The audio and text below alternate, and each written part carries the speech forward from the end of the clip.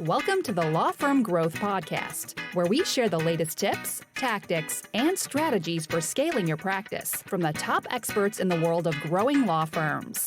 Are you ready to take your practice to the next level? Let's get started.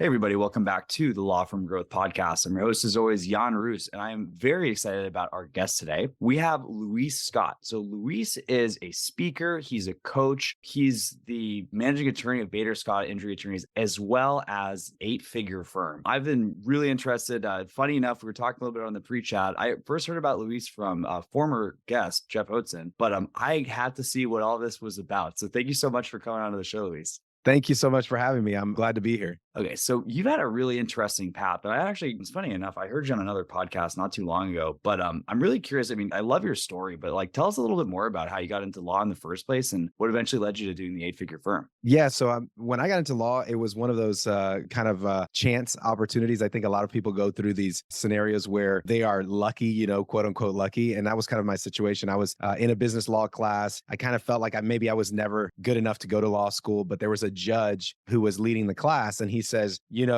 can go to law school. I'd love to show you, do an internship over the summer. And I went and spent 3 months with him over the summer, and I was interpreting in court. I'm originally, Spanish is my first language. I'm from Puerto Rico, so I was interpreting for him in court and translating for clients. And it gave me so much confidence to get into the legal space. I decided to apply for a law firm job and held every job in a law firm. I was reception, legal assistant, paralegal, marketing. I did non-attorney sales work, and then ultimately went to law school, became a lawyer. And that's kind of how this all materialized. And then my love for teaching is what led me to eight-figure firm. So that's kind of my 30-second history in the law. That's really good too. And I'll also say this too. One of the interesting things that you had a little bit of a professional sports career as well, right? Unfortunately, I never made it professional. My dad actually did play AA baseball. I played Division I baseball, but injuries kept me from making it professional. But I played in some of these kind of like semi-pro leagues while I was in college. But yeah, unfortunately, I never made it full professional, but definitely played with a lot of guys who went pro. So it felt way up there for sure. Yeah, because I think we'll definitely get to this at some point in the interview, but it's like you can imagine just a lot of people don't talk about this, but like the mindset advantage that you have to do to like compete at anything at such a high level is such an advantage in business, I think. Yeah, for me, what it was is it developed the kind of like the skill set of grit, which is being able to do the monotonous for an extended period of time without losing enthusiasm. And in the sport of baseball specifically, you do spend a lot of time doing very repetitive training, whether it's hitting in batting practice or even taking ground balls out on the field. It's just the repetition is what develops the muscle memory. And that really leads into business, to be honest. It's when you develop that repetition on the field, when you develop it as an athlete, it actually carries over into business. And if you can extend your horizons and do the monotonous in business for an extended period of time, I believe that's what ultimately leads to success. And honestly, the proof is in the pudding too, because I'm not surprised considering how fast everything grew. But like, honestly, there's not a lot of people that can say that they played all the different positions within the law firm too. And a lot of people would turn their nose up to that. But I feel like, it's kind of when you're doing the non-attorney sales work or doing the reception or whatever, it's like, it's like you were shooting threes in the gym. Or, I don't know what they're fielding grounders or ground balls or something. The equivalents, yeah. But anyways. So let's talk about the eight-figure firm. So one of the things I'm really fascinated by is I definitely believe that there's different challenges at different levels. And I was curious just as far as what you see as the difference between maybe getting up to the seven-figure level and what's the difference between breaking that and getting to level eight figures, sorry. Yeah, that's a great question because a lot of people believe if I can just get to seven figures, then I just have to stack seven figures 10 times. And that's not how eight figures works. To get to 10 million in predictable revenue, it's much more about people. And this may be something that people find offensive if they're a smaller firm and they're struggling with marketing. But I always say marketing is actually the easiest part of your business. I say that kind of jokingly because we all know it. There is some difficulty in marketing and you still have to have a good brand and message and be able to broadcast that to people. But when you think about your business, the hardest part of the business is actually managing people. People are the most difficult part of the business. So the difference between a seven-figure firm and an eight-figure firm is your ability ability to manage people, your ability to hire the right people, train the right people, retain the right people, and then get them to act on your behalf so that the business actually grows past that threshold. And to me, that's the biggest difference. If you can't find the right people and the right leaders, it'll be very difficult to get to 8 figures. I couldn't agree more too. And we've seen just clients of ours, people we've had on the show, all kinds of different situations. Sometimes, and marketing is just such a sexy thing for people to talk about sometimes. But Yeah. for a lot of firms, it's the worst thing that you can do. And it's like, the dog catching the car or something. When they actually get the amount of business they think they're about, they get it and then makes everything blow up. You got people quitting, people working late, losing weight, gaining weight. Yeah, A oh miserable my gosh, situation. you're nailing it. Yeah, you're absolutely nailing it. It's when you start getting the clients, you realize how critical people become. They are truly the production. They are the sales. They are the the internal marketing, the internal leaders. They're the reason that anybody stays at the job. It's not because you're getting clients. An employee does not stay with the employer just because you're getting business. They could care less about that. They want an environment where they get paid, where they can fulfill their dreams and goals, where they feel that they're a part of something that's more than just making money. And that is hard to create that kind of environment. And so the people, man, that's what really matters. Okay, so going into that a little bit, like as far as when we have the situation when people are coming to you for consulting for 8 figure firm, for example, are there any commonalities that you see that people are consistently messing up when they come to you? Yeah, the majority of people that I work with, their biggest struggle is actually delegation. And one of the visionaries, what I call the visionary CEO, which is what you find a lot in entrepreneurial type lawyers, they're very good at creating vision. They're very good at knowing what they have to do. They're very bad at doing it. They're very bad at follow through. They're very bad at getting other people to act on their behalf. And one of the things that I teach is delegation is essentially transferring authority from yourself to someone else so that other person actually acts on your behalf. And that's very difficult to do. You have to convince that person that it's not only in their best interest to act on your behalf, but it's in the best interest of the entire organization. It's in the best interest of you as an owner, and that somehow they're going to get some reward from that. We believe many times that if we just pay someone, they're going to do the job. And unfortunately, that's not how it works. You have to actually get their buy-in, both emotionally, logically, show them the path to get things done. So that's the most common thing that I find is visionary CEOs who are having a difficult time getting the team to work on their behalf, getting the team to actually implement the strategies that they want to implement in their firm. And ultimately, that leads to an inability to actually grow the law firm. Yeah, because I can imagine if that doesn't get fixed, like you're kind of just running around spinning plates all the time. And, speaking from personal experience, I think especially when you have the situation where you're a visionary, you don't like following through on things and you're delegating things to follow through. Well, you still have to follow through in the person that you were telling to Right. follow through, right? Right. And I guess back to like this kind of thing of accountability. So, like, how do you help people start thinking about that? Like, how do you guys think about accountability? Yeah. So for me, accountability is a sign of respect. And I always say that you hold people accountable because you respect them and they allow to be held accountable because they respect you. So it's mutual respect. And if I delegate something to an employee and I don't follow up, what I'm really saying is that my delegated task is not meaningful and therefore I don't respect you enough to follow up. And that's not the kind of environment we want to have. So accountability starts with first understanding that it's a sign of respect, both for you and you're respecting me when you allow me to hold you accountable. So it starts there. And then the second thing we do is we try to take the emotion out of it. We have a process for accountability. We set up the right meeting cadence. So accountability is being done in a measured way versus in a, I didn't get something done. So now all of a sudden I need to hold somebody accountable. No. Let's start with accountability being part of the respect. And it's just going to be in a measured way. Every Monday, we're going to have a meeting. We're going to have an accountability. It's just what we're going to do. I'm not going to wait until something goes wrong to then have this faux accountability that I'm going to hold on you because I'm stressed that you're not doing what I want. So I think those two things can really set the boundaries for you holding people accountable. That's brilliant. I've never heard that perspective on that. And it's kind of interesting too, because I've been also, speaking personally, just sometimes it feels like a pain in the butt to follow up with people. And I can imagine like there's a difference between really investing your time and energy into accountability for your organization and paying lip service to it, right? Because it's like, the 11:59 p.m. freak out is not holding people accountable. Right? Exactly. No, that's interesting. And that kind of answered my next question, which was basically, at what point do you transition from personally holding someone accountable, which might not be any increase in bandwidth whatsoever, to letting people do it on their own? And the meetings are the key to this, you're saying. I think it's a meeting, and I think it's noticing when people are graduating through the levels of employment. And so I teach essentially 4 levels of employment. An employee starts with you, and they generally don't know anything about the job, so you have to kind of micromanage them. After that, you want to participate with them where you're telling them what to do, you're helping them walk through it. So I use the email example a lot. Initially, you're going to write the emails for them. That's micromanage. Then you're going to participate. You're going to tell them to write it, but you're going to review it. And then you're going to delegate, hey, write this email, but now I don't need to review it. But that last piece is the leveraged employee. Now I don't even have to tell you to write the email. I don't have to review the email. You know what to do. You know how to do it right. And you're going to do it on your own. And so we all want that leveraged employee. And so what we're looking for when we're talking about accountability is, are you a leveraged employee? If you are, I don't have to hold you as accountable as I did before. Now you're holding other people accountable, which means I've multiplied myself. And that's how you increase your bandwidth. Yeah, it's kind of interesting. Like I was gonna say, it kind of reminds me of like I grew up with one brother, one sister, but like I know people who have 7, 8, 9, 10 brothers and sisters, Yeah. whatever. But you get a family that big, the kids start taking care of each other, right? And that's like Right. kind of where you want to get. But that kind of leads me to another topic too. So when we have a leveraged employee, what does it take to move from a leveraged employee to somebody that you can trust to develop other people on your team? So to me, what we're looking for is someone who is multiplying my leadership. And so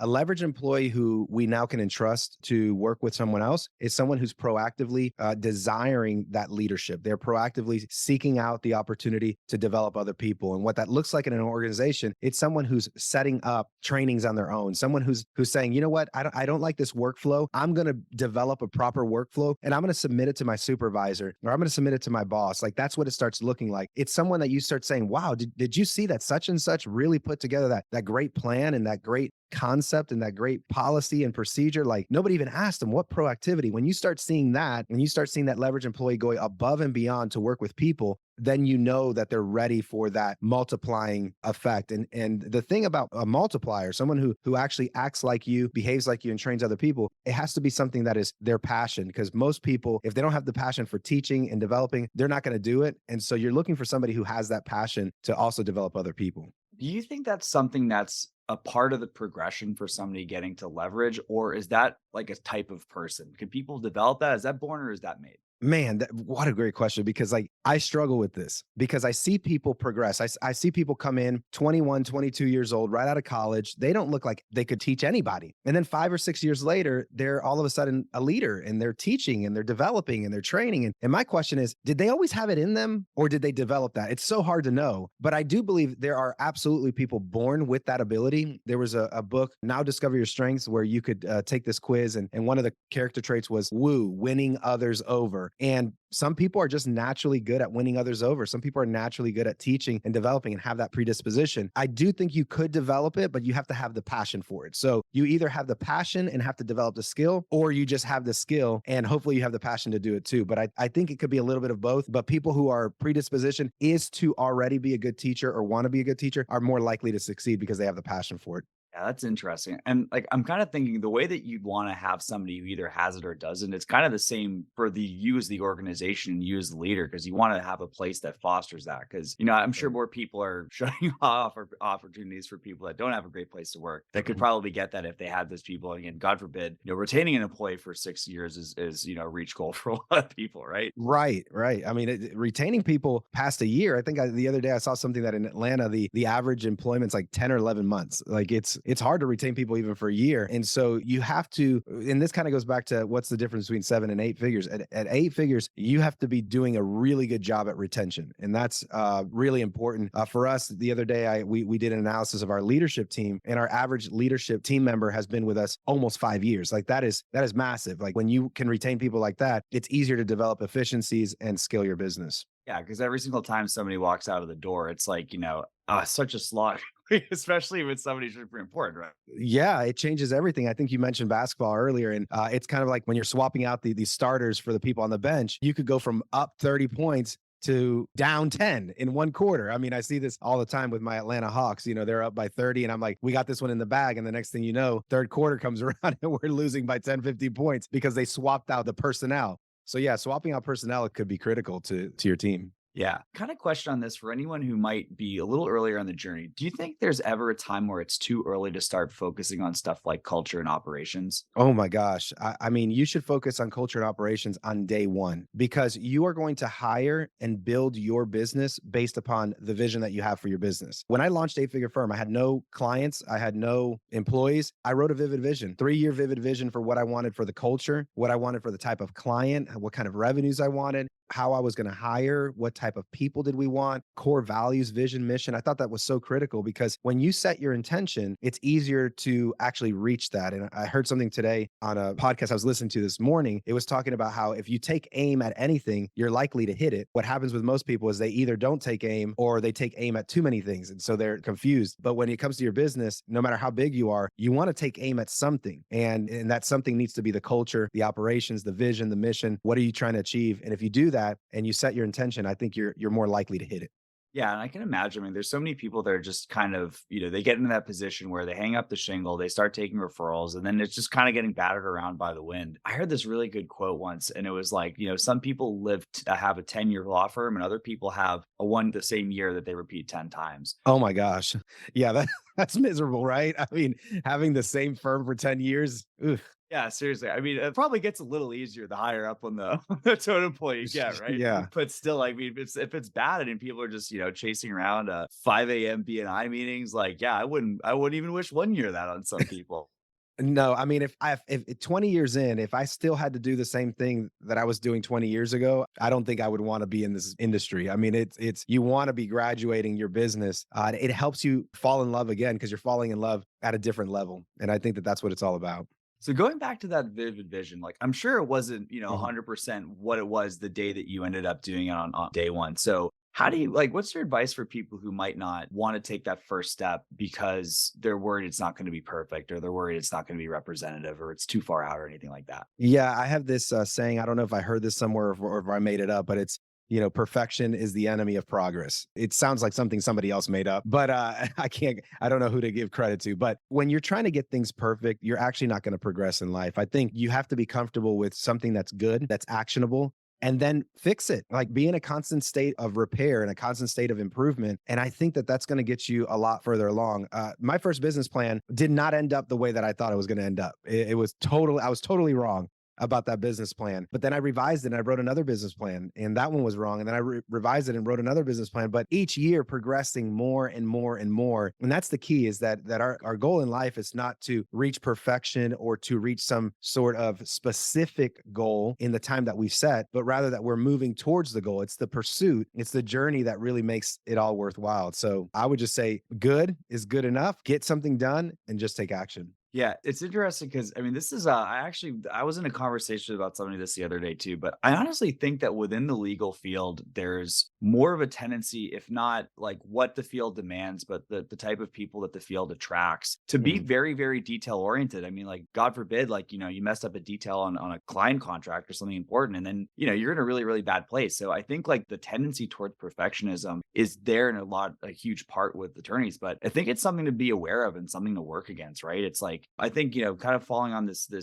path of momentum that we're talking about. Like any goal is going to get you out of your seat, right? It doesn't necessarily Right. have to be the perfect goal that's going to last decades, but just it's better to have that than to have nothing. I mean, the thing is that any goal is going to be more than no goal. And so if your goal is a million in revenue, it's going to be better than no goal at all. If it's 2 million, 3 million, I think the goal that you should set, and this is something that I've worked with some of my clients when we work together, because our goal is obviously to help law firms reach 8 figures in revenue. But some people don't have that level of belief. They don't have that level of ambition yet. And so my goal is to help people reach the goals that are in sync with their ambition level. And the way that you know that your ambition level is being met or matched is because it's not actually motivating you to do more. And your ambition level generally motivates you to work at your highest capacity. And so if you truly have the ambition of 8 figures, you're going to work a lot harder than if your ambition is only 1 million. And there's no shame in having, ambition for 1 million. There's nothing wrong with that. It's just know yourself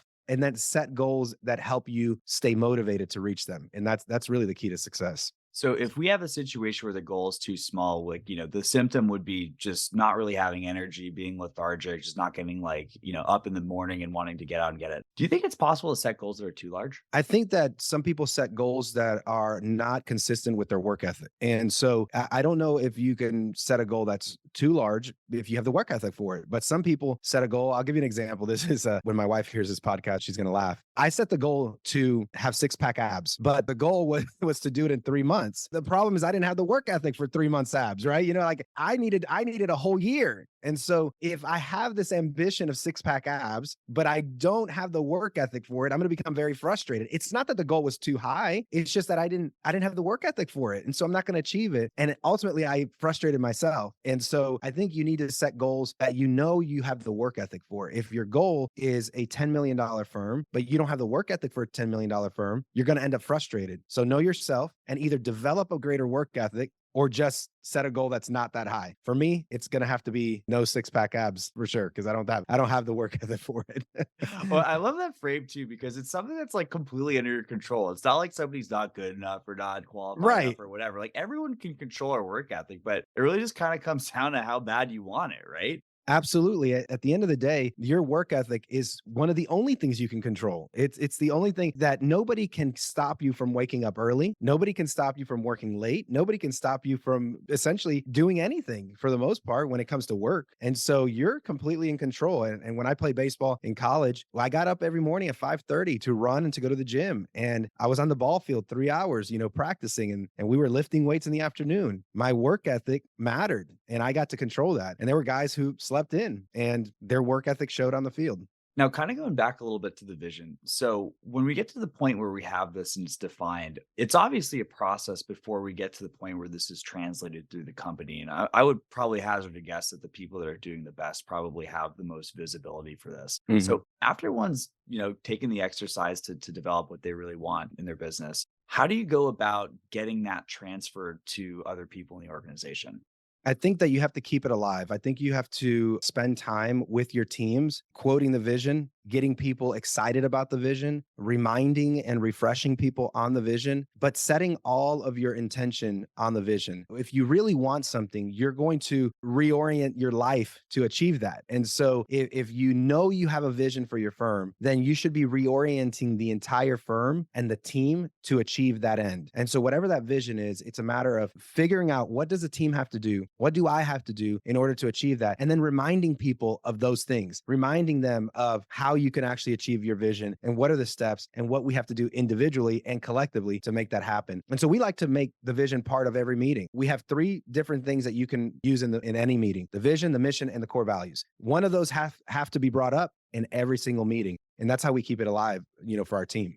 Okay, interesting. And do you guys just like start out with the meeting for it? Like, hey, do you guys rotate, or how do you recommend getting that worked into the actual meeting? So I'm sorry if this is a super nitty gritty question. I'm super. Yeah, no, that's a great question. I actually, believe it or not, I get that question all the time. That's the cool thing. The way that we incorporate is we start off with a thought provoking question, like, how have you been living out the vision this week? How have you been, executing on the mission this week? What is the core value that resonates with you, and tell us why. And so, one of our core values is respect without exception. And I may say, this week, respect without exception is one of my core values. It's resonating with me. Had a difficult client. The client got really upset about something that happened. But I remained calm. I showed him, complete respect. And later I got an email where the client was apologizing for the way that they behaved. I was just glad that I maintained my composure. Awesome. Great job. And then everybody gives them a round of applause, and then it goes to the next person. So we use those discussion questions, what we call connection questions, to connect people to the vision, mission, values so that it becomes real and alive. And usually we lead off the meeting like that. That's super cool. And then, kind of sticking on a little bit of this like nitty gritty stuff too, like what kind of meeting cadence do you recommend for people? We have different levels of meeting cadence. It really depends on the size of the organization. Assuming that you have a leadership team that is side and separate from the rest of the staff, we recommend that you have a weekly leadership meeting, that you have bi-weekly one-on-ones with the individual staffs, that you have a quarterly meeting for the entire firm or the leadership team if it's big enough, and that you have at least a yearly meeting, all hands meeting. Now, we do something that I believe a lot of firms do. Not everyone does it. When I say firms, a lot of businesses do it, bigger businesses, but it's a daily stand-up huddle. And that's a 12-minute meeting where we have a connection question and we go over numbers. We let people discuss, and it's just a way to get people started for the day. So daily huddle, weekly leadership meeting, weekly department meeting, bi-weekly one-on-ones, quarterly leadership or all hands meeting, depending on the size of your firm, and then a yearly meeting. So went through that really quickly, but it's just the cadence that keeps us connected. That's the whole goal, is how do we stay connected to that vision, mission, and those values? And for anyone who's kind of like raising their hand silently, and I was like, oh, that seems like a bunch of meetings too. Like I think I recognize the stand-up meeting from Rockefeller Habits, if I'm not mistaken, right? Yep. Yeah, so the stand-up meeting, you could actually find that in a couple of places. One of them is Rockefeller Habits. We did a training with the Ritz-Carlton where the Ritz-Carlton, 21,000 employees, does a stand-up meeting daily stand-up meeting. Okay, so we don't have 21,000 employees, so if they can do it, anybody can do it. But the meeting cadence, it may sound like a lot, but what we're looking for is efficiency. I'm not saying a 3-hour meeting. Our leadership meeting is slotted for 90 minutes, and my goal is to be out of there in 60. We're in and out. We're connecting, we're delivering, we're adding value to each other, and we're out of there. They're not long, drawn out meetings. And so it's all about creating efficient meetings with good agendas that are meaningful and can actually achieve some sort of end. It's not about just chit chatting and hoping we get to some sort of, finale or something. Well, there's an agenda. And when you have that agenda, it helps you be more efficient. And I'll also say, like, I mean, meetings themselves are efficient in terms of like the meta, right? Because it's like, if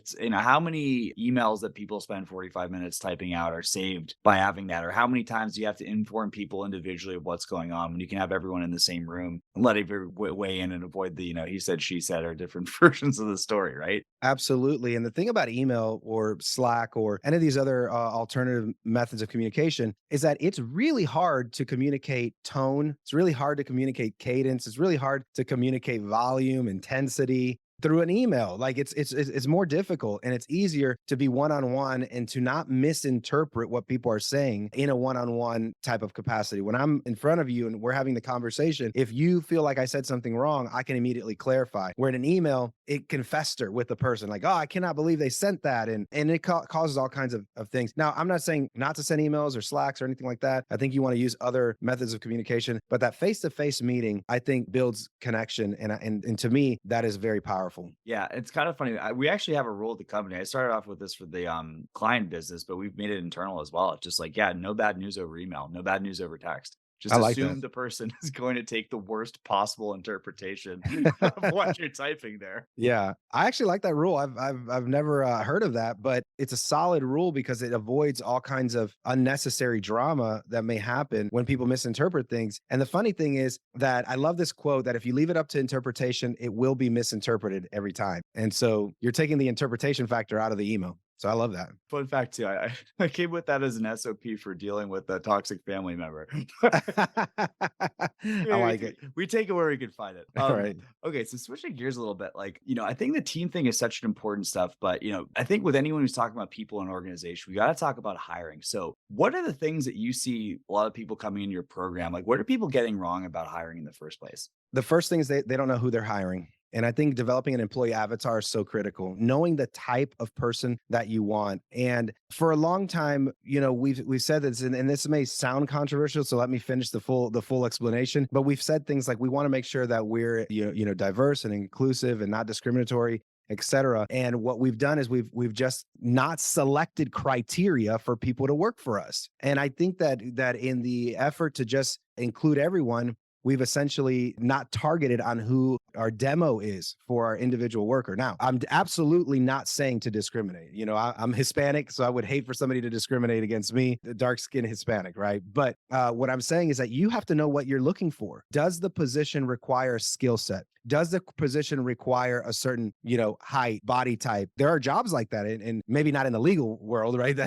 When it's, just the legal world, it's a little bit different. But I use this extreme example of the inclusivity issue to illustrate that sometimes we go way too extreme. We want to be so inclusive that we just don't want to exclude anyone, but there are some people that we have to exclude. Your job, if you're hiring lawyers, may be to hire lawyers. If you are working at a law firm and you find yourself in a situation where you don't have enough representation in a particular demographic, you may need to hire in that demographic, especially if you need that. And I'll give you an example, because sometimes people feel a little icky about this. We represent a lot of Hispanic clients. We did not have a lot of Spanish-speaking attorney representation. I don't believe that there's anything wrong with saying we need to hire a Spanish-speaking attorney. There's nothing wrong with that. Now, where do the primary Hispanic-speaking attorneys come from? People who are Hispanic, right? Could there be a non-Hispanic who could speak Spanish? Absolutely. My business partner, he is non-Hispanic. He speaks Spanish. Could absolutely happen. But generally speaking, it's going to be a Hispanic. So you may set up an avatar. We want to hire a Hispanic attorney who is going to be able to communicate with the person's language. People are so afraid to be discriminatory that they don't even set the avatar. Then they end up hiring an attorney or a staff member that doesn't meet the need. And they go, now I don't have the people that meet the need. And so it's the biggest mistake people make is not setting up the avatar. The second thing is people don't know how to review resumes. And the third thing is people don't know how to interview. And so number two is reviewing resumes to determine the longevity factor of a person. If a person has multiple 1-year jobs, it's very likely that they're going to only be 1 year with you. That's the next thing. And that's very important because people, they go, no, they're going to change. When they come here, they're going to be with me forever, right? They're not. They've been working 20 years. Every job's been 1 year. You're going to be the next 1 year. And so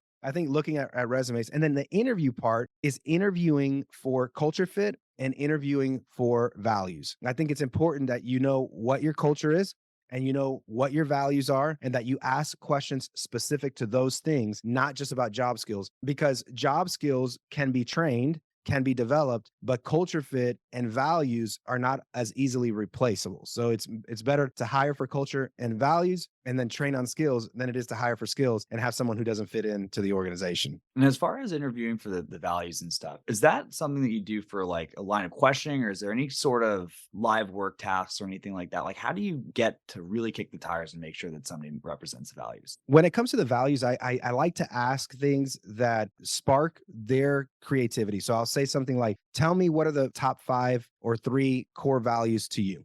What are they? And I try to see if they have any kind of connection to our core values in any way. And they're not going to get them word for word, but they may say respect. Oh, okay. One of our core values is respect without exception. Your core value is respect. Awesome. It syncs up. And then I try to ask them a little bit more. Okay, what do you mean when you say respect's a core value? Why is that a core value to you? How high on the core value priority chart is that? And so I really just keep asking about those core values. I give examples of why these core values are important to me so that they know that we're in a mutual conversation. We're trying to find commonality in our core values. I think that's more important than anything. Yeah. Well, it's interesting too, because I feel like, if nothing else, you'll figure out how comfortable people are talking about values in the first place too. And there's a lot of people that are out there ships without a rudder. And it's like, if they aren't comfortable talking about this or opening up, that's kind of a flag in its own, right? But I also want to dig down. It's like, why is such an important question to ask? And you can really do it on any damn question that you want to, whether it's an interview, it's like a sales thing. Yeah. And it's hard to fake, man. It's tough to work around that a lot of times, but I think which stops people from using it more, but it's one of the most powerful things you can do. A lot of people are scared of asking why because it feels like it could be confrontational. And so when you're in an interview, though, you want to know the most that you can of the person, right? You want to know why they feel a certain way, why they think a certain way, why they do certain things. That's going to tell you more about them than anything you could possibly ask. And when I interview, I am interviewing for the person. I am not interviewing for the job skills. I want to know about this person. I want to know what makes them tick, what makes them get up, what makes them thrive. And if I have my right avatar, meaning I know the type of employee that I need for this job, and I have the right core values, and I know that this is going to be a culture fit, it's going to be a success every single time.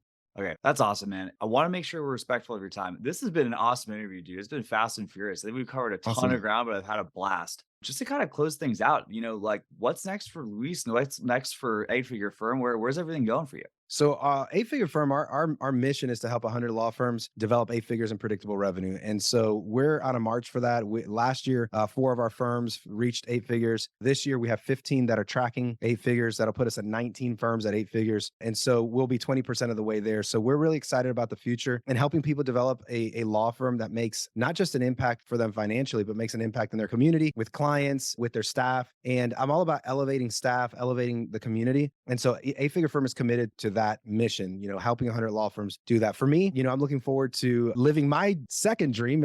Pro baseball was my first dream for many years, but my second dream is to be a public speaker and just share some of my stories of failures in my life, things I've gone through, and just share that on the road. So that's what I'm looking forward to here in the next coming years. Okay, awesome. And then for anyone who's like looking to get into your world, what's the best way to take the next step? Absolutely. They can reach me at Luis, Luis, Scott, jr.com, luisscottjr.com. And there they can find information about me. They can see some of my speaker reels. I have 3 books that they can purchase. One of them is an ebook that they can download, and they can find information about 8-Figure Firm. Fantastic. So anyone will get that in the show notes. Make sure to check it out. Luis, thank you again for taking the time. It's been a lot of fun for me. And for everybody else, I'll see you guys next Tuesday at 8 a.m. Eastern on the Law Firm Growth Podcast. Thank you for listening to the Law Firm Growth Podcast. For show notes, free resources, and more, head on over to casefuel.com/podcast. Looking forward to catching up on the next episode.